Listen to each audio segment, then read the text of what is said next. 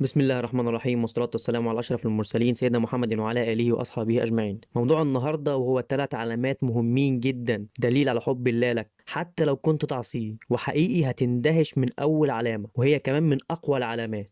قبل ما أقول العلامات لازم تعرف إن كل يوم تقول الأرض يا رب دعني أبتلع ابن آدم إنه أكل من رزقك ولم يشكرك، وتقول البحار يا رب دعني أغرق ابن آدم إنه أكل من رزقك ولم يشكرك، وتقول الجبال كذلك يا رب دعني أطبق على ابن آدم، وتقول السماء يا رب دعني أنزل كسفا على ابن آدم إنه أكل من رزقك ولم يشكرك. فيقول الملك الحق يا مخلوقاتي أأنتم خلقتموهم؟ فيقول الله عز وجل لو خلقتموهم لرحمتموهم. ويقول الملك الحق شوف بقى رحمة ربنا الذي وسعت كل شيء دعوني وعبادي من تاب إلي منهم فأنا حبيبهم ومن لم يتب فأنا طبيبهم وأنا إليهم أرحم من الأم بأولادها. لازم تعرف قبل ما نقول أي علامة من العلامات اللي هنذكرها النهاردة إن في الأصل ربك كريم ورحيم يحب التوابين الأوابين. يعني إيه الكلام ده؟ يعني لما تذنب ذنب ما تقولش ربنا غضبان عليا، كل ابن آدم خطاء، ولكن عليك إنك لما تذنب ذنب أو تخطئ خطأ ترجع بسرعة وتتوب. هو ده الأواب، سريع التوبة وسريع الرجوع إلى الله. هو ده تعريف الشخص الأواب. ارجع وتوب لربنا، مش بس هيغفر لك، لأ هيبدل سيئاتك حسنات. طيب نبدأ بسم الله ونقول ال3 علامات. أول علامة بتدل على إن ربنا بيحبك وهي الابتلاء. الابتلاء بس؟ لا، الابتلاء بكثرة. يعني علامة إن ربنا يحبني يبتليني؟ أيوه، وأنا شارح ده في كذا حلقة. ليه ربنا بينزل علينا البلاء؟ سواء عشان يختبر صبرك ومحبتك ليه، سواء عشان يشوف معدنك قبل ما يفيض عليك ويعطيك، أو عشان ينقيك من الذنوب بالابتلاء فتروح له لا ذنب لك، وكمان عشان يعزز مكانتك في يوم مقداره 50,000 سنة. وإن البلاء هو شعار الصالحين وميراث النبوة. محدش عانى زي الأنبياء والرسل، فهم أشد الناس بلاء. فإن ربنا يبتليك دي من أقوى إن لم تكن أقوى العلامات على محبة الله لك. كمان عشان يردك ليه ويقربك منه، وعشان يعلمك ويقويك ويعوضك ويعطيك فتحس بالجبر الجميل. ودي أول علامة معانا. تاني علامة معانا وهي إن ربنا عز وجل يجعل لك القبول والمحبة في قلب كل من رآك.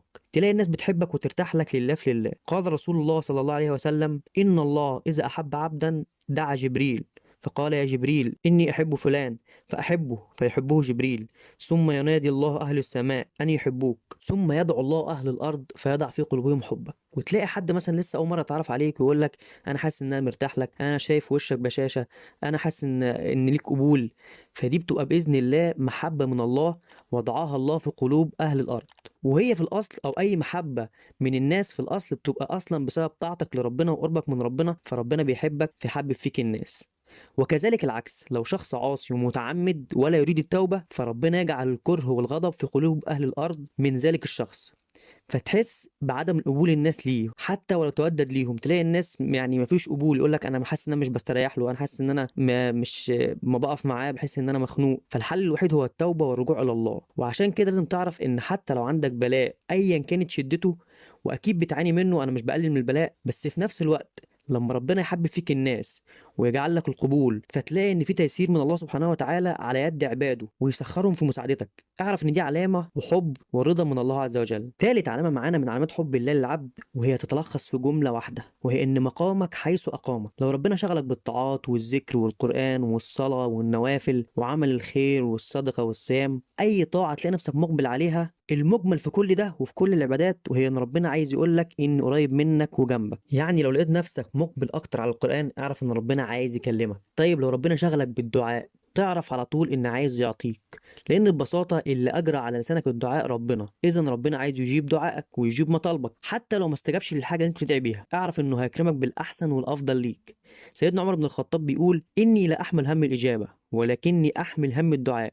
انا مش حامل هم ان الحاجه تجيلي او الحاجه اللي انا بتمناها تحصل، بس انا حامل هم ان ربنا يلهمني ادعي، فاذا الهمت الدعاء كانت الاجابه معه. فلو دعيت اعرف ان ربنا عايز يعطيك، وكمان عايز يعطيك الانسب ليك والافيد ليك على حد علم الله الواسع بعيدا عن حد علمك المقتصر. طيب لو ربنا شغلك بالذكر اعرف ان الله يريد ان يذكرك. ربنا بيقول انا عند ظن عبدي بي وانا معه اذا ذكرني، فإن ذكرني في نفسه ذكرته في نفسي، وإن ذكرني في ملأ ذكرته في ملأ خير منه. وهنا لازم تعرف إن الجزاء من جنس العمل. يعني إيه الكلام ده؟ يعني في البداية كده إنك تظن بربنا خير، مبدئيا هتستغفر ربنا هيغفر لك. لو طلبت شيء تاخده وتحققه وتوصل له. عايز ربنا يقبل مثلا يقبل منك حاجة هيقبلها، عايز تجيب منك حاجة هيستجيب منك، وقيس على كده جميع أمور حياتك.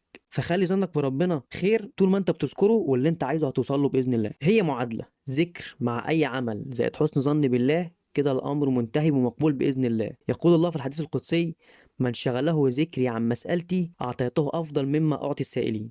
يعني اللي هيتشغل بذكري ونفسه في حاجة بس هو مشغول بالذكر، أنا هديله أكتر من اللي بيدعيني كمان. طيب لو ربنا شغلك بالناس وكلامهم وحكاياتهم والصراع على الدنيا والصراع على أتفه الأسباب، فهنا مقامك غير محمود، واعلم إن الله أهانك، أنت كده بعيد قوي. كذلك لو شغلك بالدنيا وبالفلوس والعربيات والشغل والمناسبات ومفيش ربنا في حياتك، اعرف كده إنك بعيد وهتفضل دايما في دوامة، وعمرك ما هترتاح حتى لو وصلت لإيه، ودايما هتحس إن في شيء ناقص.